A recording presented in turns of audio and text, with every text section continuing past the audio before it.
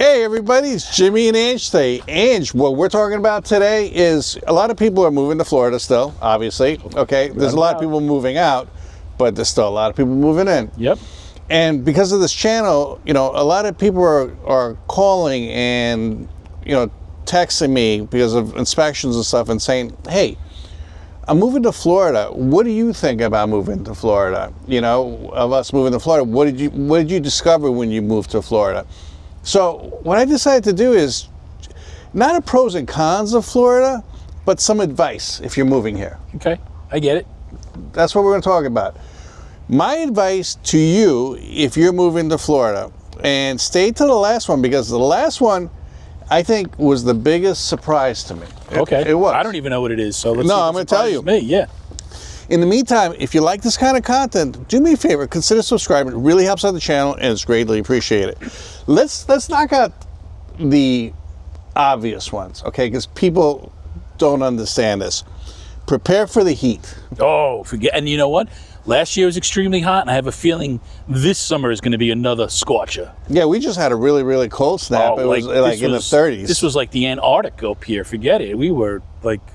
This is the first video we do. That's why we're doing videos indoors, and now we're finally back out. It was, even though it was like in the 30s, it was damp, so it was bone chilling, went right through you, and it never gets that here. You're lucky if it gets in below 54. Well, that's the thing is people, you know, they come and they visit Florida, you know, but sometimes they come in the winter months when the weather's beautiful. It's in the 70s, you know, or 60s, and they're like, oh, this weather's beautiful.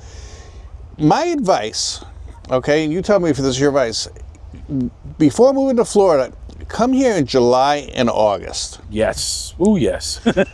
Because it's not so much the heat, it's the humidity. Oh, yep. And people actually move out just because of the heat. Yeah, and what's funny is the humidity is, you know, it fluctuates because it could be a lot for just like say July and August, but then September, October, the rest of the year, it's beautiful, it's gorgeous. But you do, like, I'm already preparing for the humidity, and we're only in January. You know what I'm saying? Yeah. Because I know what's going to happen. And last year was my real first summer here. And I was like, oh my God. Well, yeah, when we started this channel, we used to do the walks and it was just too hot in the summer.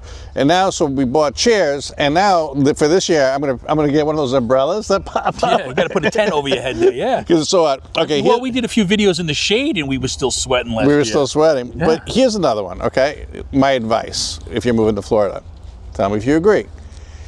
Prepare for hurricanes. There is no safe area in Florida. Okay, there really isn't. If you say, okay, I'm going to move inland to Orlando or something, yeah, it might be a little bit safer than the coast where we are. Yeah, that I agree. It's just a little bit. A little bit. Yeah. But if you're afraid of storms, high winds, high rains, lightning strikes, Florida might not be for you.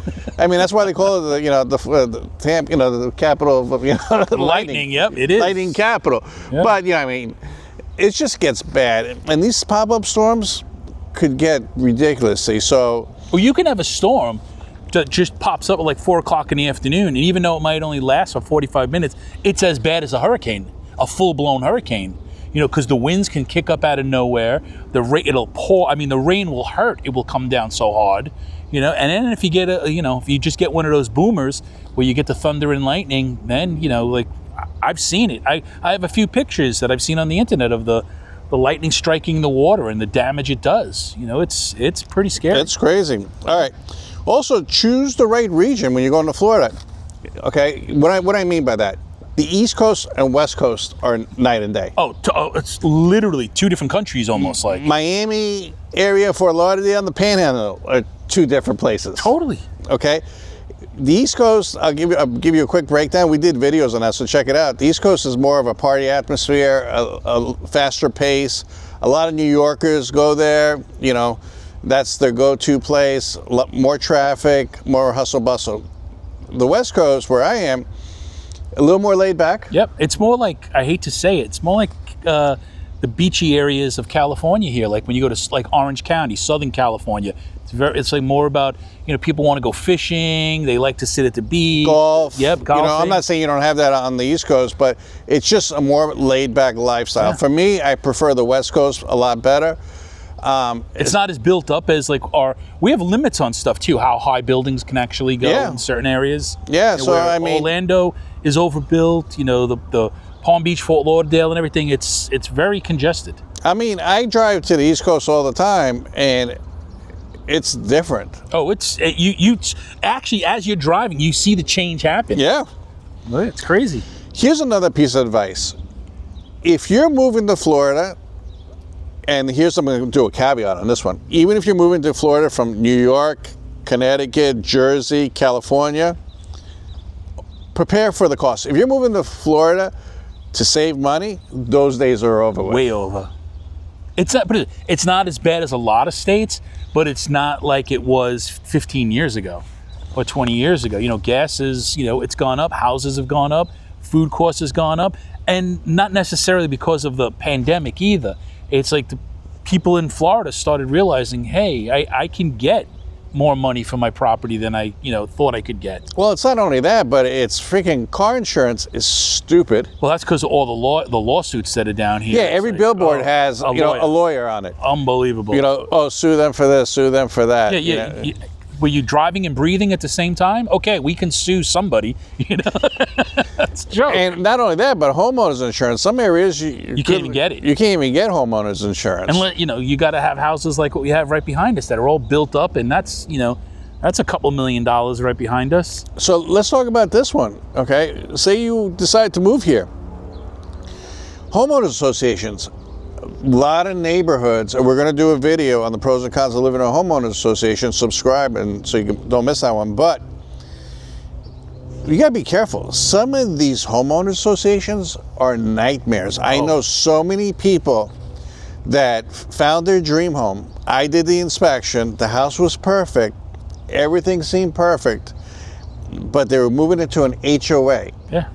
And then after they moved into an HOA, it was a nightmare. Yeah, it's almost funny. Like, you've seen these videos on YouTube. It's like HOA nightmares, and it's like the people on the board. It's like they got clicks. They have clicks. Ridiculous. But it's not only that, but it's also the cost. Like, the HOA fee is only $300, and then it goes up again and again. And again, and they're like, now it's $800. Yeah. Like, if you get a 30-year fixed mortgage, your payment's going to remain the same, but your taxes, insurance, and HOA fees could increase. It will probably become a lot more than what your mortgage ever was. Yeah, so really, on the HOA part, this one is important. Go and talk to the people, see what they think about the HOAs. I would do a lot of research to the HOA. I would check out the HOA just as much as I'm checking out the house. Yeah, even more. I'd hire, you get yourself an attorney and look in the courts. If you find an area you want to be in. Yeah, see if there's a lot of lawsuits. Yeah, exactly. See what's going on. Yeah. Okay. Here's another one. All right. If you're moving to a tourist area, because that's where you visited and that's what you like, okay? But if you went there during the off season, try going there on the on season. Yeah. That's a piece of advice. Because like Safety Harbor, I'm there all the time. Tarpon Springs, I'm there all the time. When it's tourist season, hard to find parking. Prices are jacked up on the food because it's touristy area. Yep. Yeah, and you can't do. It's noisy. It's literally it's like being in a circus. But on the flip side, when it's not the tourist, like in Tarpon Springs, especially in the summertime when it's not their time there, the streets are empty. You can park anywhere you want. The food is still amazing. You can get in a restaurant anytime you want. But then come September, October, when tourist season kicks in, and you don't even want to be down there anymore. You don't. And that's everywhere, really. I mean, not meaning like there's huge tourism everywhere here, but you got to look it out. You got to say you wouldn't necessarily maybe want to live within a couple of miles of a Disney, so to speak, because it's just going to be crazy. It is. Yeah. Here's one, Ange. Piece of advice. UV rays, the sun. It's funny. I'm actually worrying about them right now as we're sitting here. it's bright. It's bright. So like, you don't, if you're coming from a place that it's not that sunny, You know, they call this the Sunshine State for a reason. Yeah, we had a few weeks that have been cloudy, but this, I know 2 or 3 people that have skin cancer here that never even thought of it. Yeah, I know. I think about it all because my mom gets it a lot, but she'll get little things and they just remove them. But it's from her being in the sun here for 30 years, no protection. So my advice is, if you're light skinned, wear plenty of sunblock. Because especially if you're on a boat or near the water, the reflection, you could really, really, burn fast. I mean, look, it's 67 degrees here right now, and this sun, my pants are on fire. Mm-hmm. Like, they're warm. I'm almost sweating in 67 because that sun is so hot, cranking on us. Well, since we're on the subject, here's another piece of advice: stay hydrated. I know so many people that I literally carry a thermos with me of cold water. Yeah, you got to get those, or you get the little cooler and the block ice things and throw them in there and throw 3 or 4 bottles. You could get so dehydrated in Florida. I don't care what part, even in the winter, so fast. That you're like, oh, I don't feel good, I'm dizzy, I got headaches. And all you need is just a little water on your back. When I walk my dog, I take my dog for maybe a half-mile walk or a mile walk, and that's just in my neighborhood. I always bring a bottle of water with me because I'll get 5 blocks away and my mouth is just dry. And then you're kind of choking because you can't even generate spit in your mouth. And yeah, I do it all the time. Cargo pants, the bottle of water in the side. And in the summertime, what I do is I freeze like the little sport bottles. I freeze a bunch of them. So when I do take them out, if I'm even by my pool, they're slowly melting and you always get a little water out of it. Yeah. Okay, here's another one. Okay, if you're buying a house in Florida, this is a really big advice, okay? The most important thing, in my opinion, is elevation, okay? Yes. Buy a house, find out what was the highest flood in that area, and then make sure when you buy a house, you're buying a house at least 3 or 4 feet higher than the highest flood. The highest flood. Yeah. Elevation is really, really important. And if you decide to say, I'm going to buy in a place that kind of got flooded but was 40, 50 years ago, it might happen right away. Get flood insurance. Always. And not only that, even if you're in inland. Oh, yeah, because of the rain. Because of the rain. Yeah, people think it's because of the Gulf, the ocean, and it's no. It can just be from the rain. Yeah, and we've seen it happen by you. Yeah. You were fine, but just, 4 or 5 blocks because away. when I bought my house, I really did consider elevation. Yeah. And you have a giant lake behind you. But I knew my house was 6 to 7 feet higher than the neighborhood down the road. Yeah. And I knew the stream behind me and the water behind me is flowing down. Downstream. So that neighborhood has to flood before it even reaches my house. Yeah. And that has to be I mean, they got flooded, but it was, I don't know how bad it was. Yeah, but I looked at the floodplains, the FEMA floodplains and stuff. You could see the water, like the flood area around my house. You could actually see my house, and the shaded part is around the house where it's flooded. Yeah, it's crazy.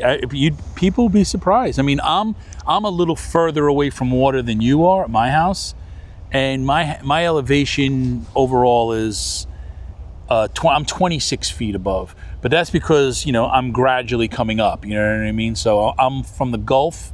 I'm like 3.5 miles off the Gulf, so that gives me that elevation. But then it plateaus. Everyone going across is at the same elevation. Okay, here's another piece of advice. When I moved down to Florida, I learned this the hard way. Especially if you're moving from New York, Jersey, Connecticut. Okay, and I'm not dissing on anybody. Expect a little bit slower pace of, like, oh my God, I need a plumber, or I need an electrician, or I need a roofer, or I need a home inspector. Or even the checkout counter at the local Publix. When you're moving from a high, bustling, fast-paced area, like on Long Island, I could literally make a phone call and have a plumber at my house within a couple of hours. Exactly, you definitely could. Here it might be a couple of days or even a week or two. Yeah, so I'm going to get some feedback on that one, but it's true, okay? Just expect... It's happened to me. It's happened to you. Oh, it definitely... I called you asking you if you knew people because the people I called never even showed. Yeah. Yeah, a few times. another piece of advice. Our summers here are like your winters there if you're coming from a northern state. Basically, it gets so hot and humid that you're planning on doing a lot of stuff indoors June, July, August, September. Yeah. Air conditioning, okay? Because you could take a shower, and I know we talked about the heat already, but you can take a shower, walk out, and feel like you need another shower. Without a doubt. Okay? So, but if you're, you're into outdoors, we have plenty to do outdoors, okay? And here's, remember at the beginning of the video I said, here's the biggest thing to prepare for? Yeah. Okay. A lot of people move to Florida because they vacation here a lot. And they think they're going to move here and it's just become one big vacation. No, yeah, I know exactly what you're saying, that it's a myth. Yeah. Okay? When you move to Florida full time, it's going to be just like where you left. Maybe the weather will be a little warmer and stuff, but the feeling of having a vacation 7 days a week, even if you're retired, because I talk to a lot of retirees, it's not going to, everything, oh, the water, the Gulf is beautiful, or, the East Coast is beautiful, or you get desensitized to all that stuff. You get desensitized to palm trees and the water and the boating. You just get desensitized to it. So, prepare. Becomes a normal 9 to 5. Prepare for that. This is a place to live. Is there a perfect place to live? No. Is Florida a perfect place to live? No. I lived in probably 8 or 9 states. When I say lived, I mean I actually lived there, had a house there. And Florida was the best thing for me because I enjoy fishing, and I mean, that's pretty much it. I enjoy fishing. Yeah. So I can fish all year round here. And it was affordable when I moved here. Now, if I had to move to Florida now and buy like my house now, yeah, it'd be a lot more money. First of all, I would have to spend like $1 million on a house, which is not smart when you're trying to retire. Yeah. Or you'd have to go to a much different area in Florida than right. You But the whole thing is, for me, I live on the water. If it makes no sense for me to move to Florida and not be on the water or near the water, it makes no sense because that's why I moved here. Why would I move to Central Florida and there's beautiful areas of Central Florida and there's a lot of lakes? I know before everybody comments, there's thousands of lakes. Yeah, but you're not fishing those lakes or taking your boat out for nice rides. I mean, you could on some of them, but it's not the same kind. It's not like being in the Gulf. Yeah, and it's not the same kind of lake like up north. When I was up in New Hampshire, Sebago Lake or something like that in New Hampshire. But because I lived on a lake there, I lived on a lake in New Hampshire called Bow Lake, and it was just like you could be out 60 feet of water and you could see the bottom and you could pretty much drink it. It was like that's how clean because it froze and stuff, But anyways, that's all my advice on moving to Florida. I'm sure I missed a few. Comment below. Tell me which ones I've missed. And do me a favor, check out this video here. I picked it out just for you guys. I greatly appreciate it. And consider subscribing. It really helps out the channel. And thank you, and we'll talk to you soon.